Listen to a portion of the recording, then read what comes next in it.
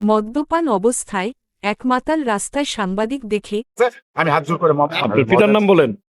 সম্প্রতি দৈনিক প্রতিদিনের কণ্ঠস্বর পত্রিকার senior staff reporter Mohammad Selim Sajjad বাদী হয়ে কয়েকজন সাক্ষী সহ একটি লিখিত অভিযোগ দায়ের করেন। ময়মনসিংহ মডেল থানার অফিসার ইনচার্জ অভিযোগটি গুরুত্বের সঙ্গে গ্রহণ করে দ্রুত প্রশাসনের নজরে আনেন। অভিযোগের বিষয়টি সাংবাদিক সমাজ গুরুত্বের সঙ্গে আমলে নিয়ে প্রতিবাদ জানালে আইনশৃঙ্খলা বাহিনীর দৃষ্টি আকর্ষণ হয়। প্রশাসন বিষয়টি গুরুত্ব দিয়ে দেখছে বলে জানানো হয়েছে। মোহাম্মদ সেলিম সাজ্জাদ বলেন, প্রশাসনের দ্রুত ও দায়িত্বশীল ভূমিকার জন্য তিনি কৃতজ্ঞ। একই সঙ্গে পাশে দাঁড়ানো সকল সাংবাদিক সহকর্মীর প্রতিও তিনি আন্তরিক ধন্যবাদ জানান।